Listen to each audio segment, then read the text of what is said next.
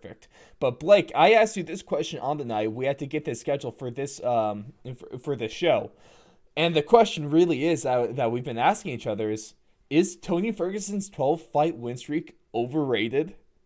That's So easy answer for me. real quick though, before we get to answers, let's preface this. Let's look through all 12 fights. His first one was against Mike Rio, who is 0-3 in the UFC. Then the next one was Katsunori Kikuno, and he was 2-3 in the UFC. Danny Castillo lost 5 of his last 6 UFC fights. Tony was the first of 4 straight. Abel Trio was 15-8-1 as a fighter, 7-4 in the UFC, with one of those wins being DQ. So that semi-legitimate. And this is when that's when his competition takes a turn. Yeah, He thank. starts fighting more legit guys from that fight on. Basically, Mm-hmm. from the Danny Castillo fight, which Danny Castillo was still a pretty formidable opponent in his early days in the UFC. Yeah, and then we go to He has some decent wins, bro. Put some respect on Danny Castillo's name. Okay, I apologize, Danny Castillo. I'll put some He's a respect Team on your Alpha name. Male guy. He lives in Sacramento. He'll find you. He'll find your parents' house. Yeah, no, just kill me instead. Next guy we got Gleason Tabao. He lost 4 of his last 6. Tony started a 4-fight losing streak for him. Josh Thompson lost 4 of his last 6. Tony was last of a 3-fight losing streak. Then the really most, I think the biggest name out of these 12 is probably going to be Edson Barboza, who went 5-6 after fighting Tony. That's including the Tony fight. Or next one we had Lando Venata, 3-5-2 in the UFC. Maybe besides Barboza, the biggest one could be Rafael Dos Anjos, who is now 5-6 in his last 11. He did get that really good win against Paul Felder, but that was, of course, really short notice. He's probably the most legit guy, former champion, really good fighter in his prime in his own right. Kevin Lee, 2-3 in his last 5. Anthony Pettis, 5-8 in last 13. We all know he went on that 1-5 fight skid after dropping his belt to aforementioned Rafael Dos Anjos. Then his last win came at UFC 238 a couple summers ago against Cowboy Cerrone, and of course he lost 4. He has lost 4 straight, starting with Tony.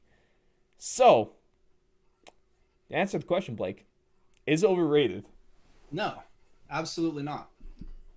I think that's just like, I mean, for you to have to go in that much in detail on his record, it just kind of sucks for you because you just had to waste all that time. But I mean, he's fighting guys that have had very solid careers. Mm-hmm. Josh Thompson, he was a champion.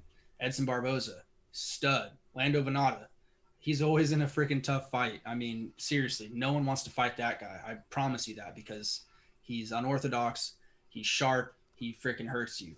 RDA, ex-champion. Kevin Lee, stud. Anthony Pettis, ex-champion. Cowboy Cerrone, stud. I mean, Abel Trujillo, he's been around. Tabao, Gleason Tabao, he was been around. I mean, he fought guys that have, been savvy veterans all of his career, guys that have had experience, and he's found a way to win in every single fight. I just think what it's come down to lately is there's just so much tape on Ferguson now. Everyone knows his tendencies. That's just what happens. After a certain point, everyone's going to know exactly what you're going to pull. And if you can't adapt to that and figure out new ways to win, then you're going to start, going on these skids. And so I think Ferguson is going to have to go in there and possibly find a way to reinvent himself because guys have as of recently, figured him out.